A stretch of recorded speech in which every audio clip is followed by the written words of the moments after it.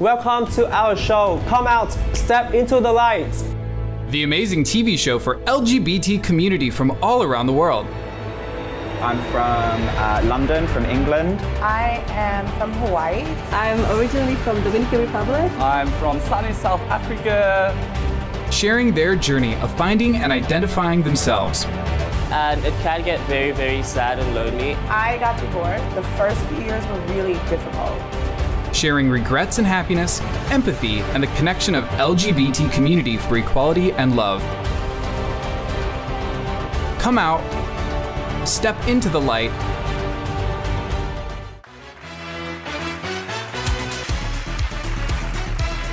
Lincoln, Alicia. welcome to our show. Come out, step into the light. Wow, I'm so excited to see you. Oh, I can't wait to meet our guest today, huh? Okay, I think you might know him. I don't believe in love. I believe in money.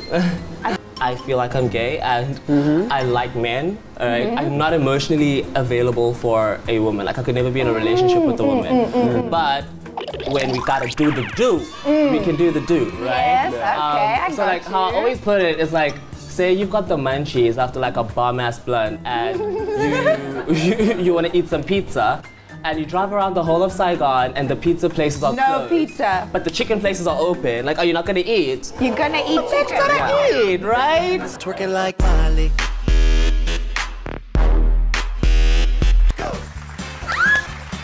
Hi, Shoni. Hi.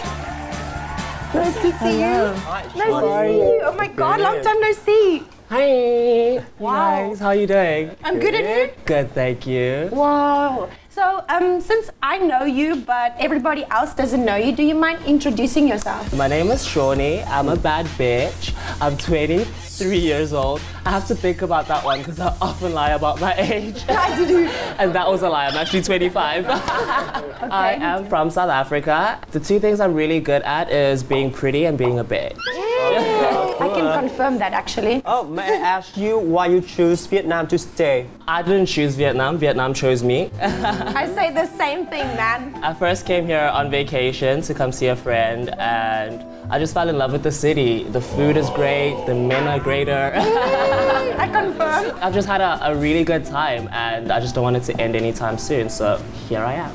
How long have you been here? I've been here for 9 months now. Whoa. Yeah. But it's not 6 years, I mean. I know, I've been a little bit longer. Like, have you only been in Saigon? Yeah, I've only ever been in Saigon. I haven't really traveled much. I'm telling you, boys in Hanoi are hot. In Nha Trang too. Nha Trang also has hot boys. Well, we like the beat. So, can you tell us what are you doing in Saigon at the moment? Basically, my day-to-day life is just waking up and slaying. No, I'm currently teaching English. I'm also a makeup artist. You know, I just do whatever makes me happy. I just go out every day and I live my life. And I just enjoy the people, enjoying all of this. I want to ask you, how was your childhood in South Africa? I grew up in the safari with the lion, and there's tigers and bears. 9th birthday, you got an elephant. Yes, actually got one for my 12th birthday. We weren't that rich growing up. We were a family of 10 in a small little hut. No, I'm kidding. So I grew up in the city. I come from a pretty nice family, very mixed family. So one half of my family is black and the other half of my family is white. Growing up, I was just a happy child because everyone loved me. I mean, why wouldn't you? And like, I just got everything I wanted. So growing up was really cool until I went to school. Family is nice, but you know when you go to school, things change. I had a similar feeling when I went to school. Afrikaans schools in South Africa. I went to an Afrikaans school. I was the only black kid in the entire school for 7 years. Oh. Yeah. In South Africa, we have English people and Afrikaans people, and Afrikaans schools. We have more than that. I mean, with the light-skinned people. Yeah, okay. Light-skinned people are English or Afrikaans usually. When you go to Afrikaans school, there's mainly white people, and back in the day, it used to be quite racist. Quite racist. Even towards me, because I just had like a dark tan, like really dark tan and really curly hair, and I look like brown-skinned person. Yeah. And like I had people not wanting to be friends with me. Yeah. So It was very tricky because when I went to school, I had no one else that looked like me. So that was very confusing. I was very young. Kids were actually being like really horrible to me. After art class and stuff, we would be cleaning the brushes and they'd try to scrub my skin to see if the black comes off. And I'd be like, yeah, let's do it. What the hell? Because like, I didn't know. As I was a kid, young, yeah. exactly. And then when I got to high school, I went to a school that has mixed. We had black kids, the white kids, every other race. But then I struggled to fit in because the black kids thought I wasn't black enough. And then, well, the white kids wouldn't really accept me because I'm not actually white. And then we have a race in South Africa called colored, which is all like the mixed race kids. And I wasn't colored enough because I didn't grow up in the culture. I'm not from the ghetto. I have my 2 front teeth. Yes, of course. Oh my God. So it was just one of those things of like having to be my own friend. I was very popular, like everyone knew who I was, you know, I was always in everyone's business, but I was very lonely because I didn't have a friend. And to carry on and like keep going, I had to tell myself that, you know, these people are dumb, like why wouldn't you like me? Like I'm the shit, you know? It's difficult to be beautiful. Exactly, so like I always just told myself that there's something wrong with everyone else and I'm special as fuck. I think the mindset of the South African people are very like, you're not allowed to pass any of the rules or anything like that. Now imagine being biracial and not only that, and also being gay. Oh my God, no, it was really rough. Can you tell us anything about being bullied or something like that? Oh yeah, I was bullied like a lot.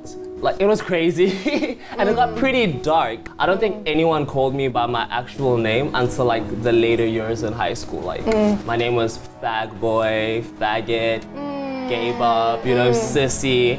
I just became so immune, and then they saw that like that wasn't getting to me anymore, so things started getting physical. And I very quickly had to learn how to fight because one day I went home and I had a blue eye, and my mom. Oh my God. My mom sent me back. She was like, "No child of mine is gonna come home with a blue eye. You better go and stick up for yourself." Karate.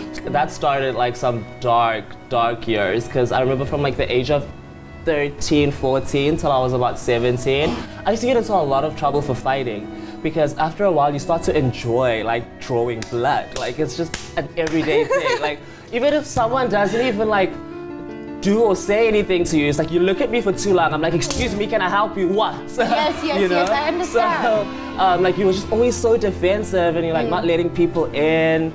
And it can get very, very sad and lonely, and you can get into a lot of trouble. Away. Definitely. It changed after a while when these kids stopped bullying me. But why they stopped bullying you? Some of them, I guess, I don't know how to put this, but like the ones that used to bully me, we used to end up in the bathrooms during oh my God. So like I guess also like it was like a thing like that where they felt like it was wrong for them to like ostracize me in public, but then in the bathroom stall. At the end, you know what I mean? Like, they're like, I hate you so much. Exactly. Thanks. I'm glad it happened, and it taught me a lot as a person as well. Did it give you like any power or anything? Oh yeah, for sure. It gave me a lot of power because now I was very openly gay and I was just like sassy, walking around like a unicorn. Since you were young? Since I was very young, since I was like crawling. Like my mom used to be like, Sean, put down that Barbie and go play with the boys. I heard you ask something about getting boots and a skirt for your birthday. Oh my God, yeah. We stayed in South Africa and my dad was in Ireland, and what happened was he called and he's like, hey, I'm coming down to come visit and it's your birthday soon. What do you want me to bring you? And I don't know if you remember Boom Shaka. Boom Shaka? Yeah. It's about time. You remember Boom Shaka, that the group with the 2 girls and the 2 rapper guys, and they used to wear like short shorts and thigh-high boots and just like all those dance moves. No, I don't, the but high I'm gonna see ponytails. them. I really liked them growing up because it's like shaking your ass and just showing your skin was like really speaking to my soul. Like I've been a host since a child, honey. So when my dad called the one day, he's like, what do you want me to bring you? I was like, oh daddy, I want like a super short shorts and the thigh-high boots like the girls at Boom Shaka. That time I'm sitting in front of my entire family because it was back in the landline days. So we didn't have like mobile phones. Like, you know, we had that thing that was connected to the wall. Yes, I'm that old. With the wiry thing. Exactly. So like the whole family was there and everyone was like, we knew it. And like no one ever made me feel bad about it. Like my family's always just been really cool. No one ever forced me or pressured me to say anything. I've actually never had to come out. Like You didn't have to come out. Like I've never had to be like, so guys, I'm gay. You know, sometimes you don't even have to ask. And then you get people that are like me, they're like, no, what? I'm straight, what? Right.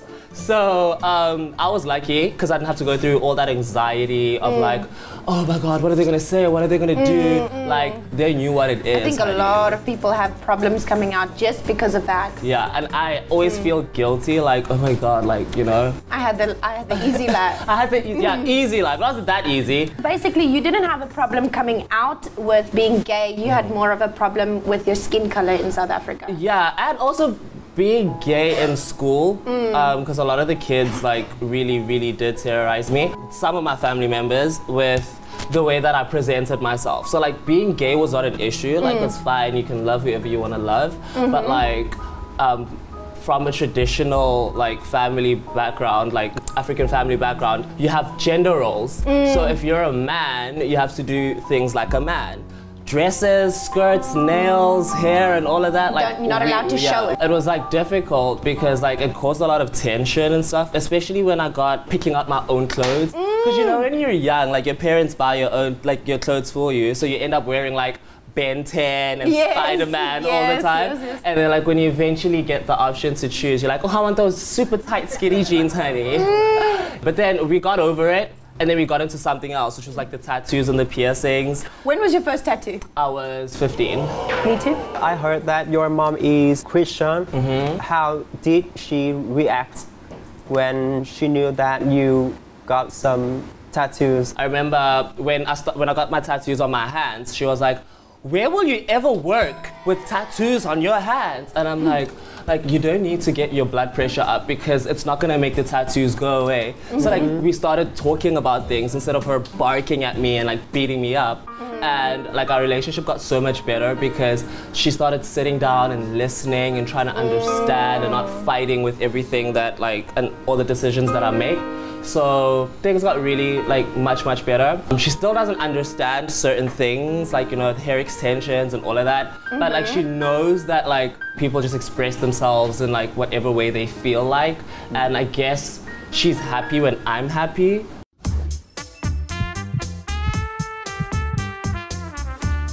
I think it's the time for love stories. Can you share it? The whole virginity thing and... Growing up gay and like knowing from a very young age and not being shy to show it, it was very difficult because there were not a lot of other people that were like that. So I didn't have a lot of options in terms of experimenting and, you know, having people to talk to. So like the internet was my friend, you know, a lot of pornography, you know, just like for research. What? Research. Yes, research. When I was at that age of like raging hormones and I was like always hard and like it became difficult. So that's when I realized that for me, sex and who I have sex with, it's not about like the person and the journey to the destination. It's about the destination, right? It's about the end result. You just want to get yours, right? I started like fooling around with like girls and stuff. It didn't feel weird. I actually enjoyed it. And most of my sexual encounters have been with women. You have sex with male and female? Yeah. Both. Yeah, I do. I have sex with both girls and boys. People would think that that makes me bisexual. Suppose technically it does, but I identify as gay because like I feel like I'm gay and I like men. Alright, I'm not emotionally available for a woman. Like I could never be in a relationship with a woman. But when we gotta do the do, we can do the do, right? Yes, okay, so like how I always put it is like, say you've got the munchies after like a bomb-ass blunt and you want to eat some pizza and you drive around the whole of Saigon and the pizza places are closed. No pizza. But the chicken places are open. Like, are you not going to eat? You're gonna eat chicken. Eat, right? So if there's no man, you eat the woman. Exactly. And we love the hot box. With relationships, I know what I like and I know what I want and I'm only available for like men. The guy that your first guy, was he like your true love? Or do you have anything like, do you believe in that? Yeah. So I don't believe in love. I believe in money. I'm kidding.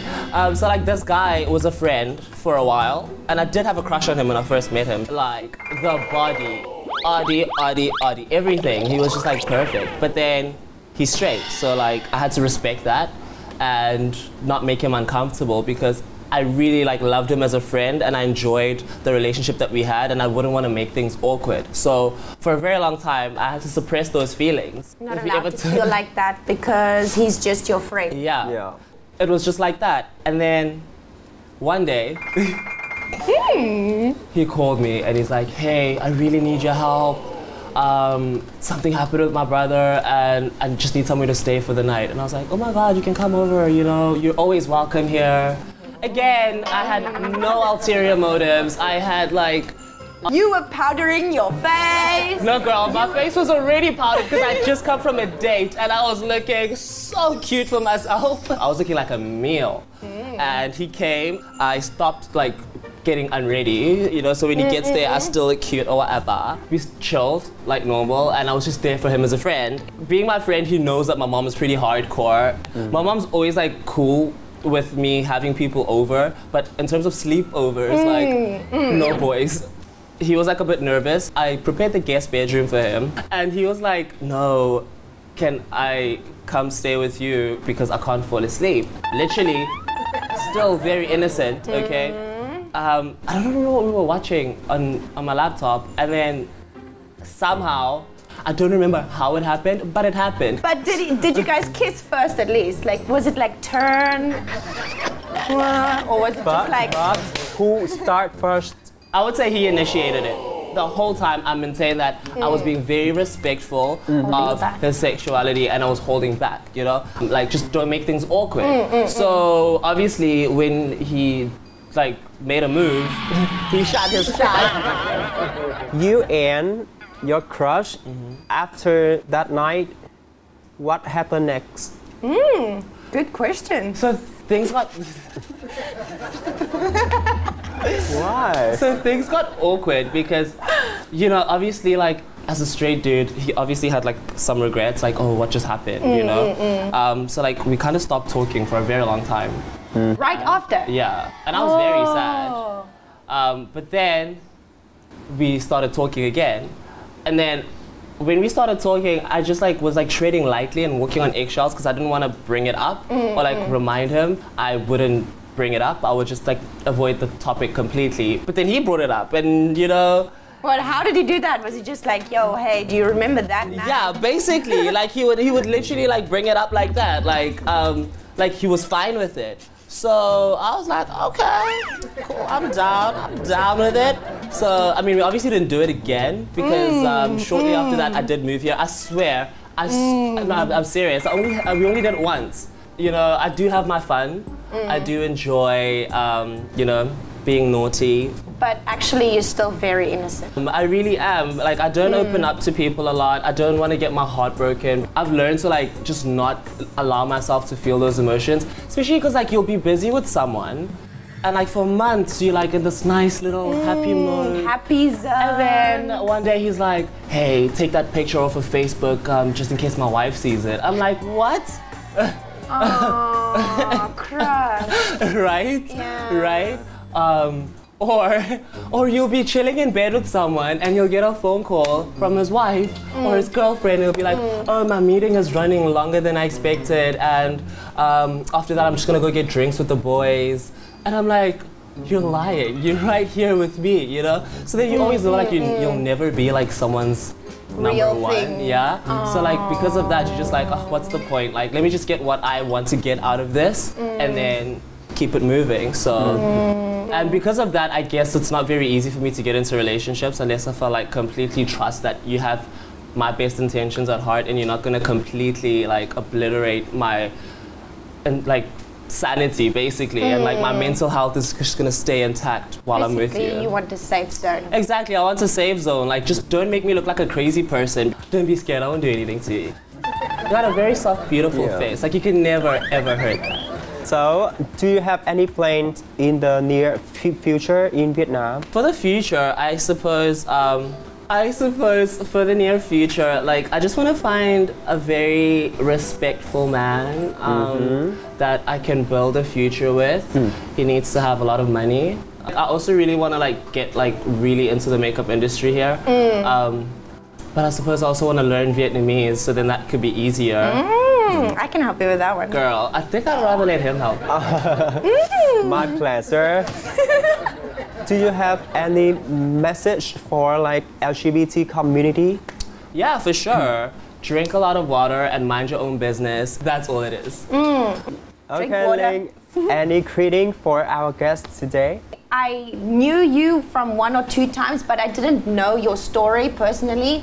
It's nice to get to know you and nice to know like your story, and it's actually very inspirational for me because personally, like any person that struggles with coming out or having like childhood difficulties, they always inspire me with how brave they are. I had a lot of fun talking to you. I had a lot of fun. I feel like you're a little bit shy today, huh? Yeah. You have a hots for him. I tend to have that effect on boys. Thanks, Sean, for coming here with us today and share your stories. Thanks for having me. I really appreciate it. Had a good time.